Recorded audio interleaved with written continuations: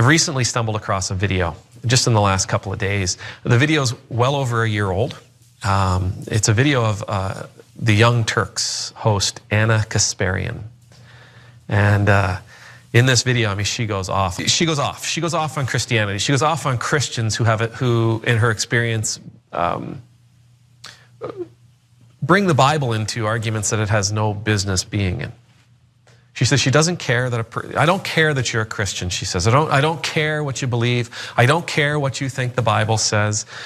She says you don't have a right to hold that against me. You don't have a right to tell me how to live based on what you believe. Again, I've always had a lot of. I think she's really insightful. I think she's really intelligent. She's somebody that is.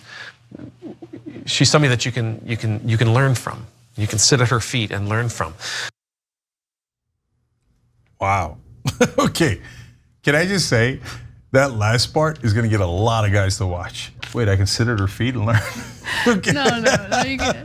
No, look, I'm obvious. I don't know if it's obvious. I'm joking around with like the whole like puffing my chest and like, yeah, I'm so great. No, it makes me a little bit uncomfortable, like being complimented that much. But I actually saw this video a week or two ago and decided not to do it because it makes me feel uncomfortable to play a video where someone's complimenting me.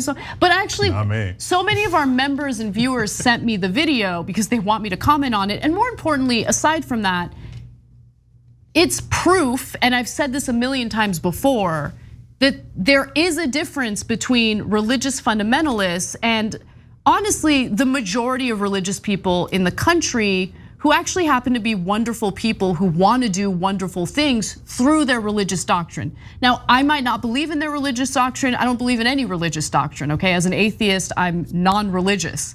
However, I do think, and I respect people's religious beliefs. I believe in religious liberty. I believe in our Constitution. And it's because people like him are wonderful. They don't want to cause any harm. They have their faith, they're people of faith, and they actually want to carry out good actions through their faith. And I commend that.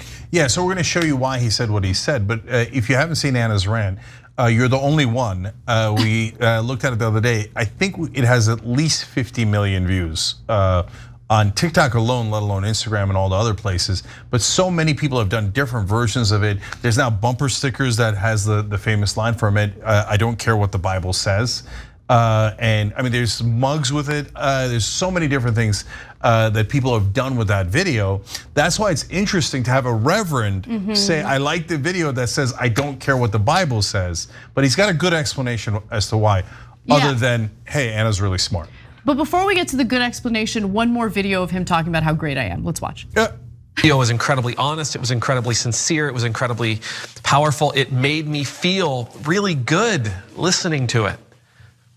As a Christian, listening to her go off like this made me feel good. There was something strong and powerful about it. There was something very courageous about it. It's something worthwhile. It's something that we should process. I don't know, man. I might check out his church. Like, I mean, if more reverends, more priests were like this, I feel like they would actually attract more parishioners to their place of worship. Because the thing that's always really turned me off about organized religion is most of it seems to be about judging people. Yeah. And look, we don't know for sure if there's an afterlife or not, right? So we know that we have today, we know that we have now, we know that it's a gift to be alive. Yes. And to not enjoy your life because you're part of a religious organization that judges you based on what they think is likely to happen to you in the afterlife is crazy to me. Yeah, so Anna grew up Christian, I grew up Muslim. And Islam has both sides. So it has an open side where they really emphasize the equality of races and backgrounds. So I love that part about Islam. And that's what kept me in the religion for a little while longer. But it also has the same problems that all the religions do, which is nonstop judging. Don't do that, don't do this. If you do that, God will hate you. Don't do that, oh, God hates that. We're always watching, etc. Yeah. And it's not a welcoming place when you're nonstop judged. and especially on nonsensical things that aren't at all connected to actual morality of being decent to other people. So I totally agree with the Reverend Trevor's here, and with Anna.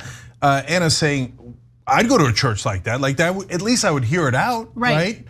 Because he's inviting rather than pushing back, and that goes to his main point, which is, guys, we're not supposed to use the Bible to attack people.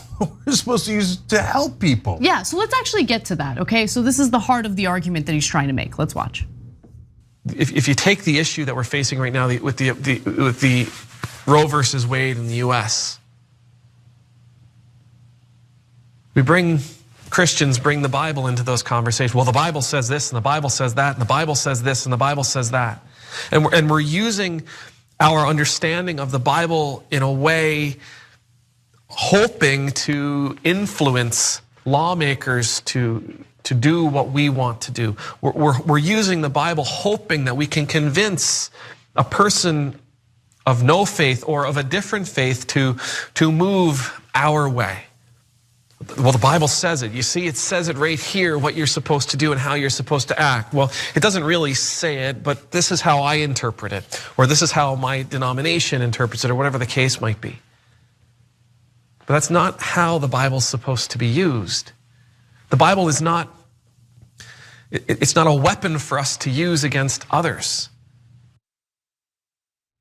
And there's more to his video. It's about 7 minutes long, and we'll include a link in the description box. I think what he says is so important, and I think it's important to hear out people who serve as representatives for what I believe are the majority of religious people. You know, people who want to do kind things, people who don't want to use their religious doctrine as an excuse to judge you or beat you down with it. I really appreciate the video that he put together. It was really kind.